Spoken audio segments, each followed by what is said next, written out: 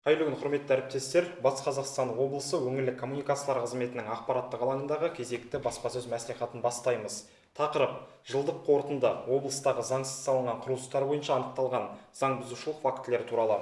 Ақпаратпен бөлісетін спикер Әлібек Сайынұлы Антазиев, Батыс Қазақстан облысы мемлекеттік сәулет құрылыс бақылау басқармасының басшысы. Ендеше Әлібек Сайынұлы, сөз тегін өзіңізде. Мархабат. Рахмет. Қайырлы күн, құрметті телекөрермендер. Басқарманың қызметі құрылыс саласында кешенді бақылау қамтамасыз етуге, құрылыс сапасын арттыруға, сондай-ақ Қазақстан Республикасының қала құрылыс және құрылыс саласындағы заңнамасын бұзушылықтарын алдын алуға бағытталған. Биылғы жыл e-license порталы арқылы басқарма құрылыс монтаждау жұмыстарын басталған туралы 1009 хабарлама келіп түсті. Олардың 57-сі кері қайтарылды. Халыққа қызмет көрсету орталығы ақпарат жүйесі арқылы нысандарын пайдалануға беру туралы 697 акт қаралды. Мемлекеттік сатып алу жоспары арқылы мердігерлік ұйымдардың жұмыс тәжірибесін растауға арналған 2047 өтініш қаралды. Құрылыс жүйесі арқылы техникалық қадағалау 2171 есебі қабылданып өңделді. Есептік кезінде басқармаға жеке және заңды тұлғалардан 911 өтініш келіп түсті. Ағымдағы жылдың қорытындысы бойынша 73 жоспардан тыс тексеріс жүргізілді. Нәтижесінде 57 нұсқама, 136 әкімшілік іс және 33 миллионнан астам айыппұл салынды. Добрый день, уважаемые телезрители. Работа управления направлена на обеспечение комплексного контроля в сфере строительства, повышение качества застройки, а также предупреждение нарушения градостроительного и строительного законодательства Республики Казахстан. Осуществляет контроль и надзор за строительством, в том числе реконструкцией, перепланировкой, переоборудованием, модернизацией объектов жилищного, гражданского значения, промышленных объектов, объектов дорожного строительства, инженерного обеспечения, возводимых за счет частных средств и за счет бюджетных инвестиций.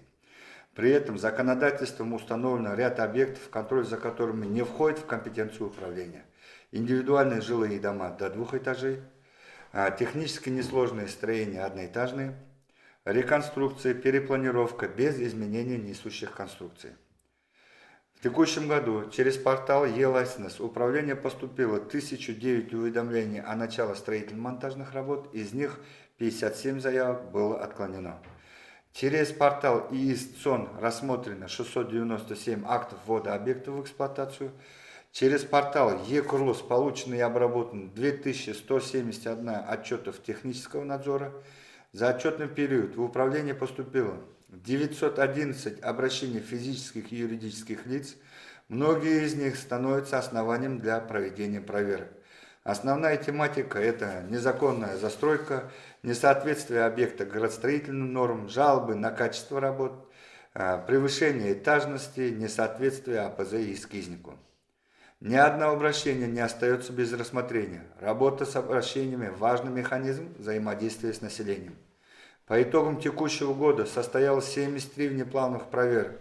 В результате было выдано 57 предписаний, 136 административных дел и штраф на общую сумму 33 миллиона тенге. Проводятся внеплановые проверки строящих, реконструируемых и капитальный ремонт дорог. По итогам таких проверок составлен 10 административных протоколов. Мы активно взаимодействуем с Национальным центром качества дорожных активов.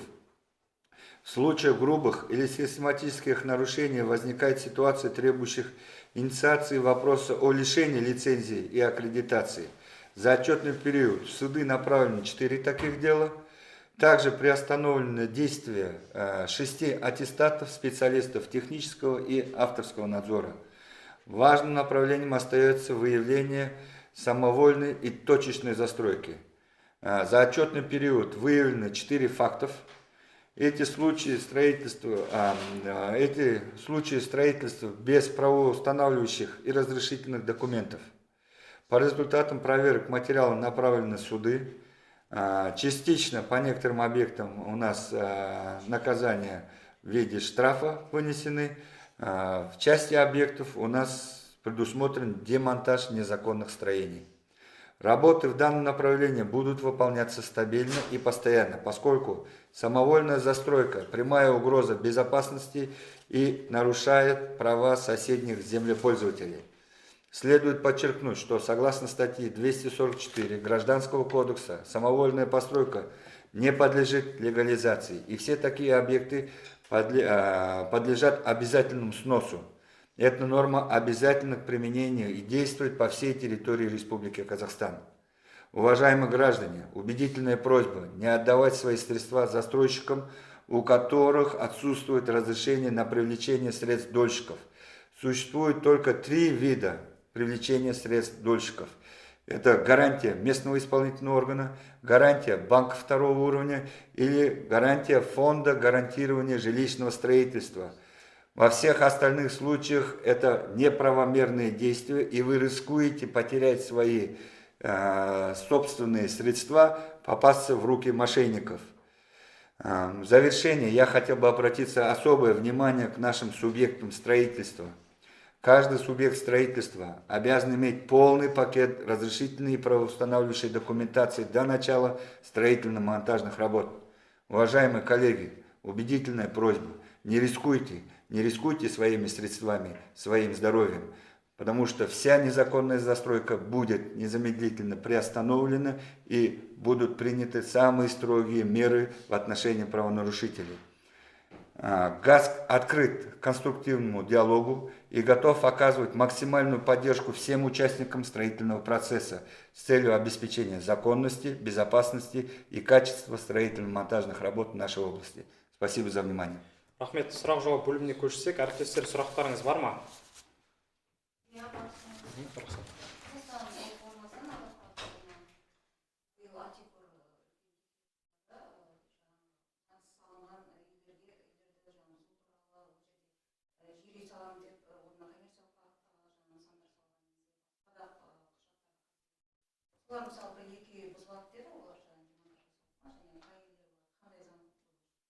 Жаңа атап өткендей, бүгінгі таңда біздерде 4 үй анықталды, заңсыз бір құжатсыз салынған үйлер. Бүгінгі таңда бұл үйлер бойынша соттың шешімі бар. Соттың шешімін біздер іске асыруға міндеттіміз. Бұл соттың шешімі тек қана қазір шығып жатыр. Содан кейін тағы да апелляциялар бар, протесттер болады. Сондықтан біздер оны күтеміз, соттың келесі шешімін.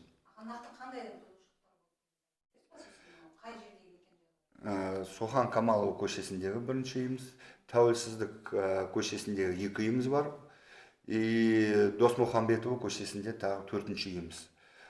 Бүкіл сол 4 ғимаратымыз заңсыз салынған, бірде-бір құжаттары болған жоқ. Бір нысанымызда басында АПЗ мен құжаттар берілген, эскизный согласованиясы берілді, бірақ та комитеттің тексерісі ішінде заңсыз берілгені анықталып, ол тоқтатылды. Бүгінгі таңда 4 нысан бойынша бүкіл құжаттары жоқ деп анықталды, құрылыстары заңсыз деп соттың шешімі бар.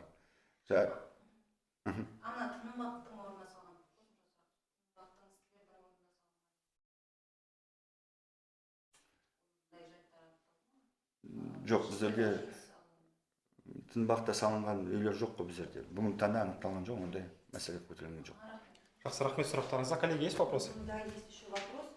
Помимо вот этих 4 объектов, где доказано уже, что они построены незаконно, без документации, какие-то сейчас еще исследуются объекты?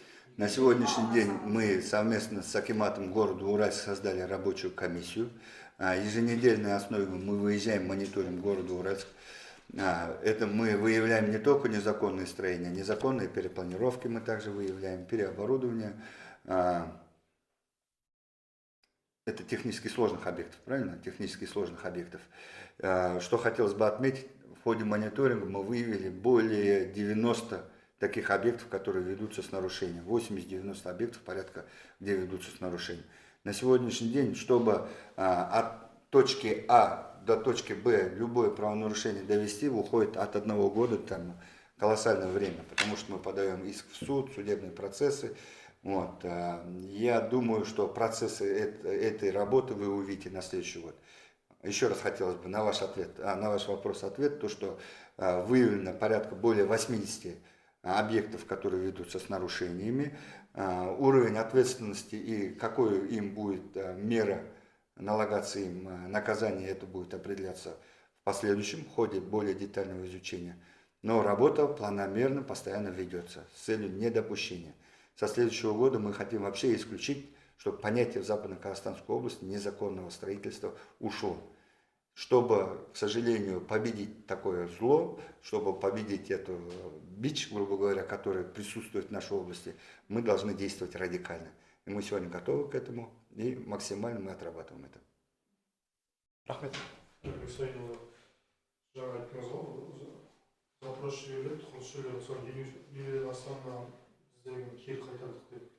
Сол не себептермен отказ бердіңіздер, сосын екінші жиі заңсыз жерге жиі заңсыз үй салатын заңсыз компаниялар.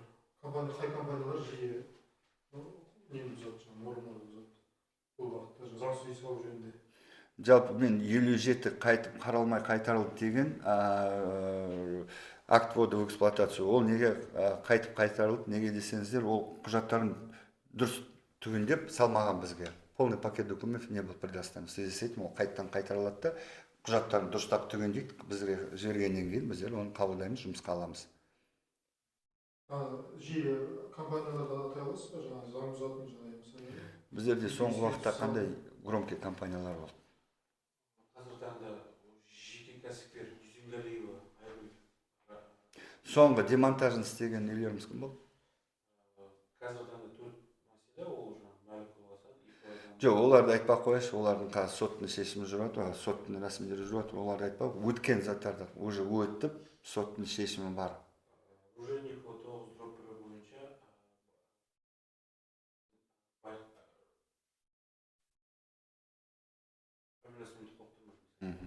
Жоқ, мен сіздің контактысыңызды жазып алып, сізге отдельно бере қояйын. Неге десеңіздер, әрбір учаскеде олар әр түрлі физлицалардың өз аттарына қоймайды олар.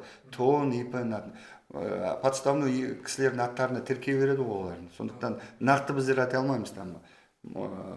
Осы кісі немесе басқа бір кісі деп. Сосын иесіз тұрған ғимараттар бар, көп жылдан бері тұрып қалған құрылыстар бар да, солар деген бір реттейміз деп біраз әкімдіктер жариялады да, бірақ әлі кейбір құрылыстар мысалы ішкі департаментінің құрылыстар, басқа да сол секілді құрылыстар бар ма? Бұл жағында бірнеше жыл бойы тұрған құрылыс жүрмей жатқан сол бағытта не істедіңіздер?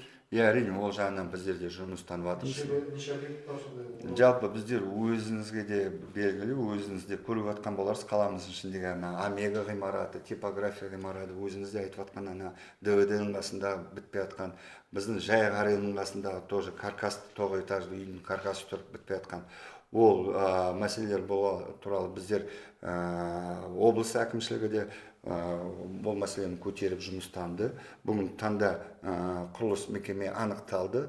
ДВД-ның қасындағы и Жайық аренның қасындағы екі ғимарат келесі жыл құрылыстары бітет тұрғын үй болып. Бүгін таңда біздер типография мен омеганың басшыларымен сөйлесіп жатырмыз. Жоспар келесі жыл бұларды ретке келтіруге тоже.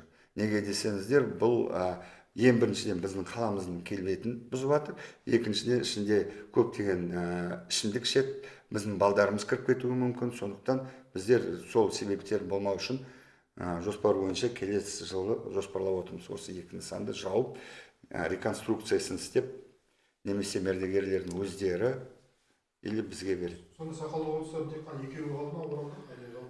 Сақалды құрылыс нақты қалып жатқан біздерде екеуі да, сол ДВД-ның қасындағы и Жайық аренның қасындағы бітпей жатқан үйлеріміз. Рахмет, Әлібек Сайынұлы, алаңымызға келіп ақпаратпен бөліскеніңіз үшін алғыс білдіреміз. Алдағы жұмыстарыңызға сәттілік тілейміз. Осымен баспасөз мәслихатын аяқтаймыз. Аман сау болыңыздар. Рахмет.